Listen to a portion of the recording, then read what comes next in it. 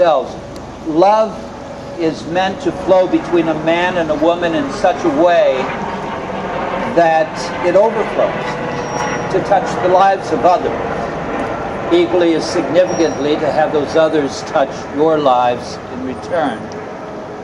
And not only those who are physically present, but moments such as these are sometimes somewhat bittersweet, as we remember those who are no longer of our dimension, but had such an influence in how we have come to see human relationship and to see the world. And so there is that presence here.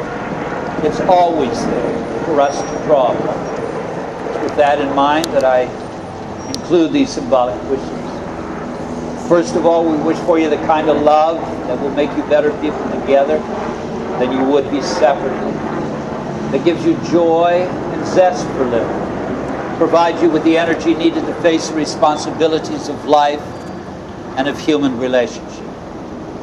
We wish for you the kind of home that really won't be so much a place of stone and wood. It's an island of sanity and serenity in a sometimes frenzied world. We hope that this home will not be just a place of private joy and retreat, but somehow in a way unique to your ever-evolving relationship. It'll become what Jewish tradition calls a mikdash ma'at, a little sanctuary, wherein the values of your lives are both generated and upheld. We hope that your home stands as a symbol of humans living together in love and peace, that it encompasses the beauty of nature and has within it the elements of simplicity, exuberance, beauty, silence and color, concordance with the rhythms of life. We wish for you a home with books, poetry, music, art, of your own choosing. A home with all the things that represent the very highest strivings, both men and, as we have learned, most certainly women. Amen to that. Before you take your wedding vows, I would have you to remember that to love is to enter a whole new world. A world of togetherness, a world of sharing all that is nearest and deepest within your hearts. To love is to remember and keep alive forever all those unique qualities that drew you to one another in the beginning. To love is to constantly search for new ways to bring each other happiness, to make the most of every moment you're able to share together, to marvel at how your feelings for one another keep climbing to greater heights, greater dimensions. To love is to create an oasis of tranquility for one another, a quiet place apart from others where you need not pretend, where you can be yourselves and know within your heart of hearts that each of you will be accepted and understood by the other. To love is to greet every day with anticipation, always eager for another opportunity to share new adventures, to gather up new memories, but to do it together. To love is to follow the rainbow through the rain, to be able to laugh at yourselves and willing to say where appropriate. And David, you'll practice this. I was wrong. I'm sorry. I agree. To forgive, if she lets you. More importantly, to forget. But most of all, to believe and trust each in the other.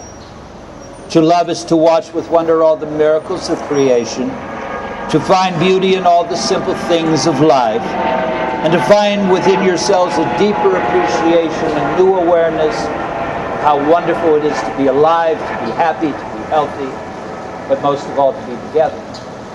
To love is to come together from the pathways of your past, and then to move forward hand in hand along the uncharted roads of your future, ready to risk, to dream, to dare, and always to believe that all things are possible through faith and through each other.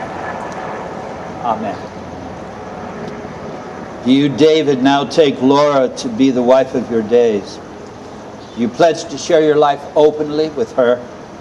You promise to honor and tenderly care for her, to cherish and encourage her own fulfillment as individual through all the changes of your life together. If so, say, I do.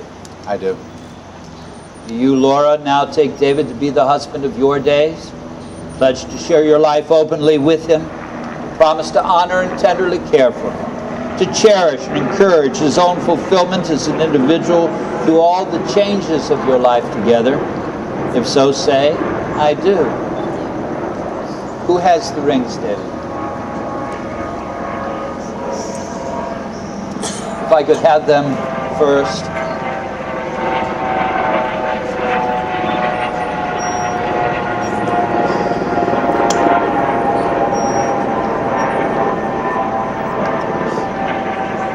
As you will take these rings unto yourselves as a symbol of your union, you vow to live a relationship that will not impede your wandering, nor prevent your search, nor lock you in prison walls, but will take you for what each of you have to give for the sake of the other. As you will take these rings unto yourselves as a symbol of your union, you vow to know the pain of too much tenderness, to be wounded by your own understanding of love, to bleed willingly and joyfully thereby. As you will take these rings unto yourselves as a symbol of your union, you vow to wake at dawn with a winged heart, give thanks for another day of love, to sleep with a prayer for the beloved in your heart, and a song of praise on your lips. David, this looks to be the one meant for Laura. Yes. If you'll face each other, place it upon her finger and say to her, with this ring I marry you. With this ring I marry you. And join, you're not through. Oh. And join my life to yours. And join my life to yours. Let it ever be to us. Let it ever be to us. A symbol of our love. A symbol of our love. It's all right. The groom usually messes it up. Laura, if you'll do the same now for David. With this ring I marry you. With this ring I marry you. Join my life to yours. Join my life to yours. Let it ever be to us. Let it ever be to us. A symbol of our love. A symbol of our love. You see how it's supposed to be done? I David? know. Okay. So long as we got that straight. Let me share just a brief general observation with you before we conclude this service. Number one, this happens to be one of the most delightful things I get to do as one who serves at moments such as these. I mentioned I didn't exactly remember how long you've known each other. We have this inclination to measure our relationships and our lives in terms of years lived, ultimately spent together, but that's not the way that we live. We do live in terms of moments that become a culmination of all that has transpired in our individual lives that make a future moment possible. There's a saying in Jewish tradition, beshert. When you translate it, it means it was meant to be.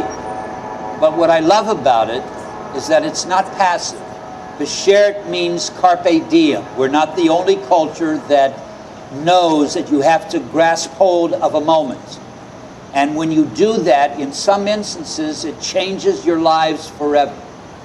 So there was that moment when your eyes first met spiritually, when you intuited, if you did not sense, that you needed to take the next step to make this moment possible. Time itself is neutral. It has no meaning, no significance other than what we bring to it, we create for it. We dream, we aspire, we plan. We come into a beautiful area, not anticipating helicopters going over our heads, showing everybody the bright lights, that is Las Vegas, which only indicates that as much as we dream and we aspire, we can't take care of every contingency in life. But that's part of what human relationship is all about. So when you meet it with strength through your love for one another, with a sense of laughter so that you won't cry, whatever it happens to be, that's what life and love and marriage and relationship should be.